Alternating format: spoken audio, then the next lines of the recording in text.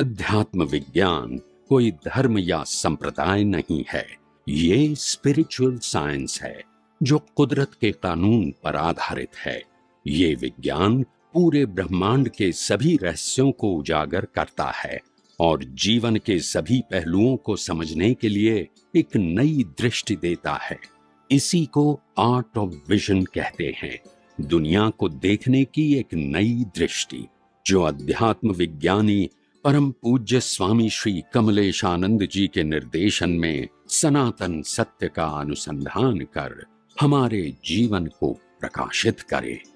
जय सच्चिदानंद। चीज को मानते हो, मगर कोई कहेंगे कि 3 चीज को साबित कर दूंगे, तो तुम्हारे पास उत्तर नहीं है। ये 3 चीज को साबित कर दो, ऐसा कोई पूछेंगे तो आपके पास उत्तर नहीं, क्योंकि आपने समझा नहीं है, सुना है खाली। समझा होता तो आप बता सकते हैं, तीनों चीजों का उत्तर बता सकते हैं, अगर समझ में आया होता तो। मगर सुना है मगर समझा, सुना है पढ़ा है मगर समझा नहीं। और इसीलिए हम किसी को उत्तर नहीं दे पाते हैं। जो सुना है पढ़ा है वो बता सकते हैं। तो तीनों चीजों का मैं उत्तर देना चाहता हूँ, ताकि कोई भी पहले आप समझ लो, और अगर कोई व्यक्ति आपको प्रश्न करता है तो आप इसको बता सकते हैं ठोस से, क्या हम जो मानते हैं उसके पीछे आधार है, ऐसी सुनी पढ़ी हुई बातें नहीं। तो हम सब लोग जब स्कूल और कॉलेज में पढ़ते हैं तो एग्जाम और रिजल्ट दोनों को मानते हैं। पहले एग्जाम होती है, रिजल्ट होती है, और मेहनत एग्जाम में है, रिजल्ट में एग्जाम। दूसरी बात, कर्म और कर्म फल। पहले कर्म होता है कि कर्म फल होता है? और कोई भी कर्म फल कर्म के बिना हो सकता है? इतना तो समझ में आ गया। अभी इस धरती पर हमारा जन्म हुआ है, और जन्म होते ही माता पिता मिला, भाई बहन मिला, घर मिला, धर्म मिला, सब कुछ मिला। हमने तो कुछ किया नहीं है, पैदा होते हमने तो कुछ नहीं किया ना, तो ये मिला क्यों? ये मिला क्यों हमको? हमारे पिछले जन्म का कर्म के हिसाब से। माइक दे तो नहीं है।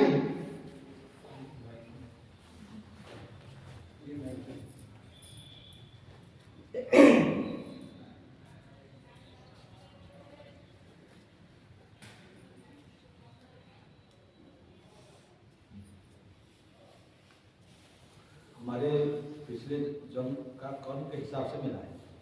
पिछले अवतार के कर्म के हिसाब से ये फल मिला। तो ये कर्म का सिद्धांत साबित हुआ कि नहीं हुआ? कि किसी को बोलना पड़ेगा? नहीं। अगर मेरे को पैदा होते माता पिता भाई बहन घर धर्म परिवार गांव सब मिला, तो रिजल्ट है, तो रिजल्ट की एग्जाम कब दिया था? पिछले अवतार में। तो पुनर्जन्म साबित हुआ कि नहीं? कर्म का सिद्धांत साबित हुआ कि नहीं? और जिस आत्मा की हाजिरी में कर्म बना था, उसी आत्मा की हाजिरी से कर्म की भुगतान होती है। बराबर है कि नहीं?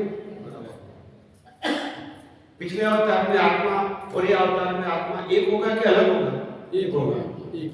एक ही होगा ना? तो अभी तो पुनर्जन्म बोलेंगे, शरीर का तो पुनर्जन्म नहीं होता है। आत्मा के आधार से ही नया शरीर मिलता है, इसी को पुनर्जन्म बोलते हैं। तो आत्मा कर्म का सिद्धांत और पुनर्जन्म ये तीनों साबित हुआ कि नहीं हुआ? आप समझे? तो इसीलिए जब कोई चीज हम ठोस समझते हैं तो आगे बढ़ने में भी आसानी है, और अगर कोई व्यक्ति हमको प्रश्न करे तो हम उत्तर भी दे सकते हैं।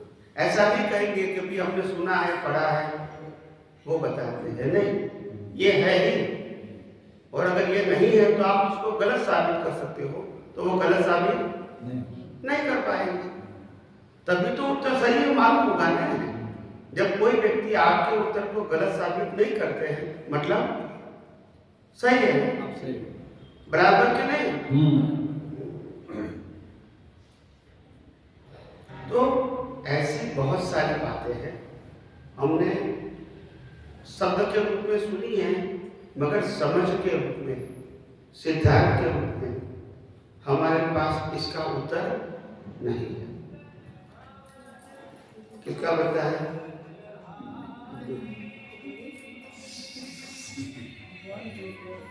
इसको एक मिनट, इसको मोबाइल बंद करके दिखाओ ना, आवाज बंद करो, मोबाइल बंद करो।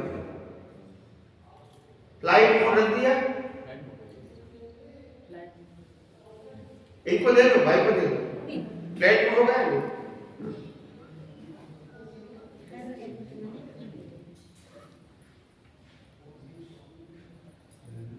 तो ऐसे भी बात बता रहा हूं, जैसे हम सबने सुना है कि शरीर नश्वर है। क्या बताया? शरीर नश्वर है, और दुनिया में पैदा हुए तब कुछ लाए, और जाएंगे तो कुछ ले जाएंगे। इतना तो सुना है ना, इतना तो सुना है ना। अभी तक कलयुग का अंतिम काल है, सत्ययुग आरंभ है, ये संगम युग, क्या करना पड़ेगा? बाद में अभी बात चल रही है।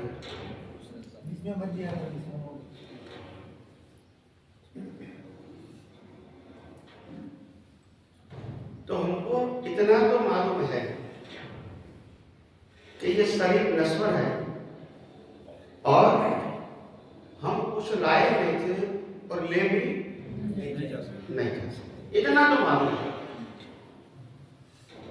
मगर उसके पीछे राज क्या है, रहस्य क्या है, सिद्धांत क्या है, वो हमको नहीं मालूम।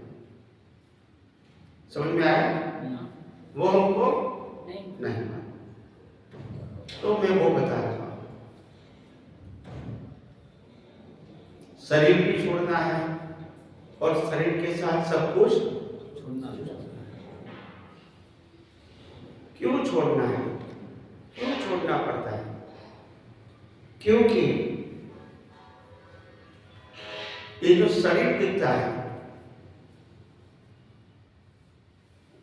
वो शरीर की जो मनुष्य शरीर की जो डिजाइन है, वो हमारे सभी मनुष्यों की एक ही है, अलग अलग है? बोलो, एक ही।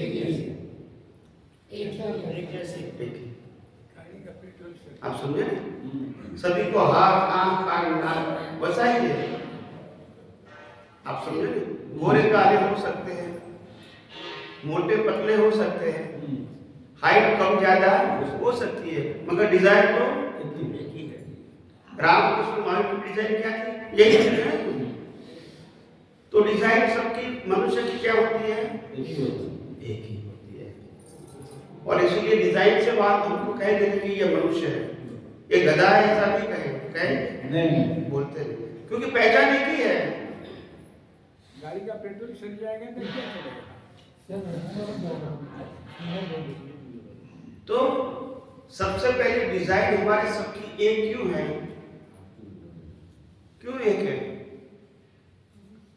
हमारी डिजाइन सबकी एक क्यों है? लोग कहते हैं मेरी पसंद की गाड़ी है, मेरे पसंद का घर है, मेरी पसंद के कपड़े हैं, क्योंकि मेरा है। तो ये मेरे पसंद का शरीर है?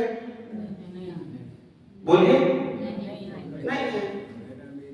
ये डिजाइन ही कुदरत ने बनाई है। किसने बनाई है?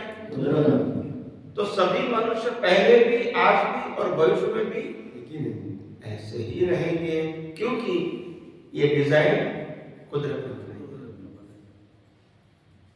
हमारी पसंद के लिए हमको चारा चाहिए, मिलेगी किसी को? नहीं। तो सबसे पहले ये शरीर की डिजाइन कुदरत की है। फिर ये शरीर जो दिखता है वो पंच महाभूतों का बना है, पृथ्वी, जल, वायु, अग्नि, आकाश। ये पंच महाभूत भी किसके हैं? कुदरत का। तो डिजाइन भी कुदरत की, शरीर भी। अब ये शरीर को जिंदा रखने के लिए 80 से 100 साल तक जिंदा रखने के लिए शरीर को क्या चाहिए? हवा, पानी, खुराक। ये भी कौन देगा? कुदरत। बोलिए। कुदरत। कुदरत देगी ना। तो डिजाइन भी कुदरत की, शरीर भी कुदरत का, हवा, पानी, खुराक भी कुदरत का।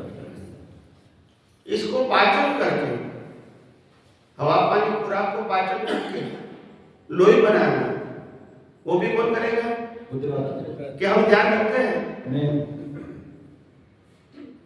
और फिर लोई को 24 घंटा सभी पाप से लेकर सर तक सभी हिस्सा में इसको पहुंचाना, ये काम भी कौन करेंगे? कुदरत। क्या हम करते हैं? नहीं। लास्ट में श्वास बंद कौन करता है? कुदरत। लास्ट में पंच महाभूत किसको मिल जाता है? ये पंच महाभूत किसको मिलता है लास्ट में जलाने के बाद? कुदरत के पास सब आएगा।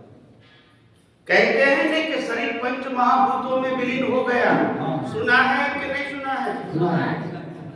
तो विलीन का मतलब कहाँ गया? हम कहाँ चला गया हैं?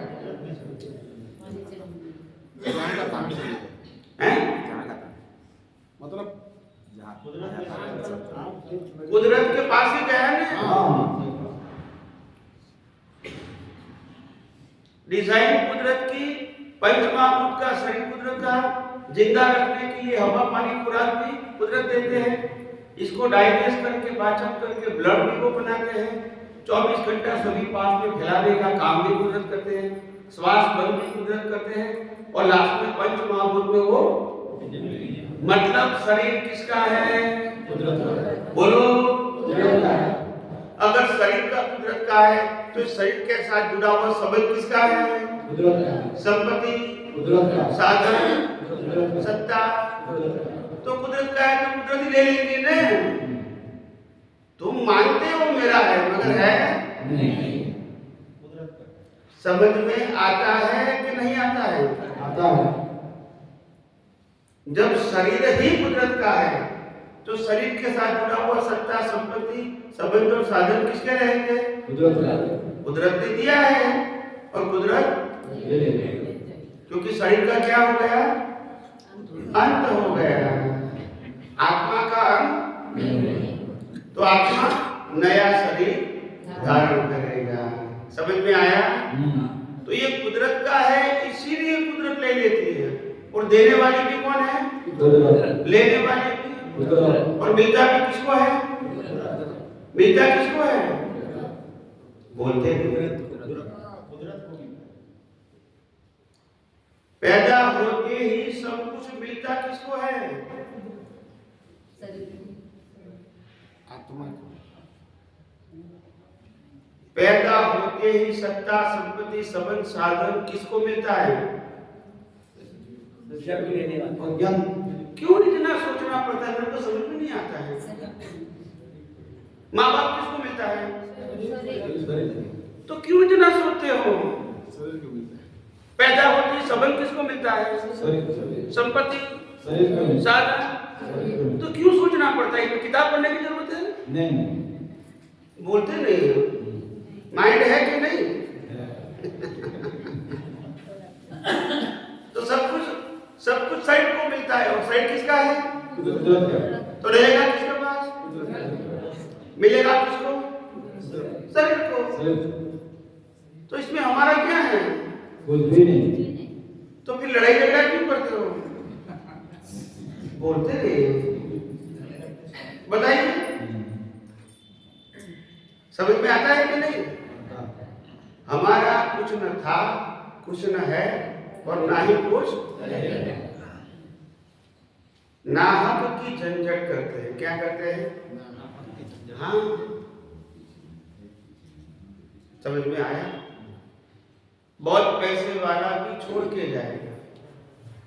अगर जिसके पास 100 करोड़ रुपया है और मरते समय उसको 100 करोड़ का दुख होगा क्योंकि चला गया। बोलते नहीं है आके नहीं। और जिसके पास 10 करोड़ है तो मरते समय कितना दुख होगा? 10 करोड़ का। जिसके पास 1 करोड़ है उनको कितना दुख होगा? 1 करोड़ का। जिसके पास 5 लाख है उनको कितना दुख होगा? 5 लाख। और जिसको लॉन है इसको कुछ नहीं होगा। लॉन है तो तकलीफ क्या है? मर गए तो बंद हो गई। बराबर क्या नहीं? तो ऐसा है, और इसीलिए ज्यादा पैसा वाले ज्यादा सुखी है, ऐसा नहीं है।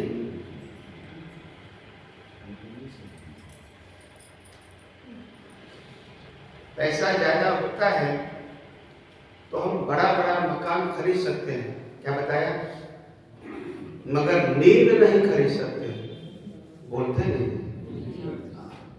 हाँ कि ना? हम बहुत पैसे वाले हैं तो 5 स्टार होटल में खाना खा सकते हैं, 5,000 रुपए की डिश, मगर पाचन की कोई गारंटी नहीं। बराबर के नहीं? हम पैसे वाले हैं तो हर महीने डॉक्टर के पास जाएंगे, बॉडी चेकअप कराएंगे हर महीने, क्या बताया, क्योंकि पैसे वाले हैं तो चेकअप कराएंगे, मगर बीमार नहीं पड़ेंगे उसकी गारंटी नहीं। बोलते नहीं है। तो पैसे से सब कुछ खरीदा जा सकता नहीं। पैसे से अपनी चिंता को बंद कर सकते नहीं। पैसे से बीमारी को मिटा सकते नहीं।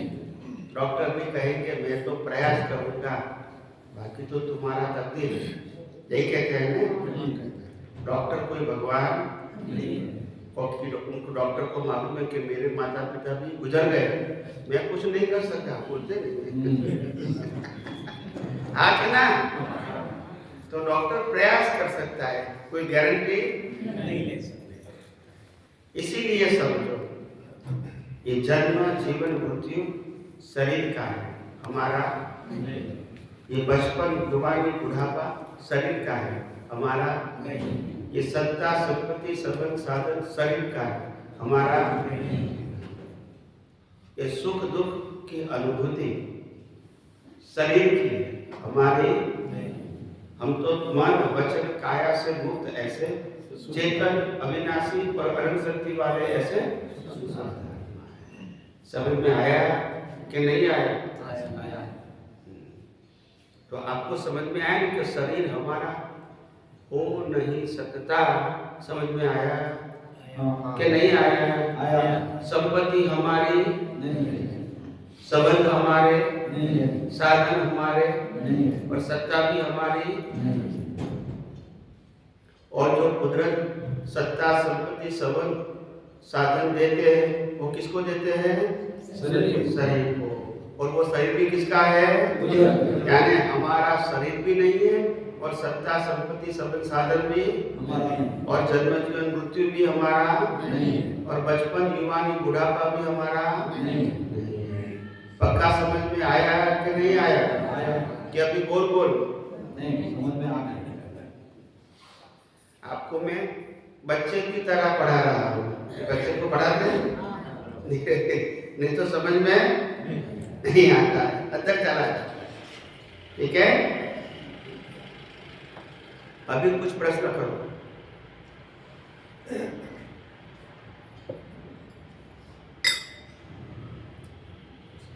प्रश्न करो। किसको? हाँ माइक कोटलेस में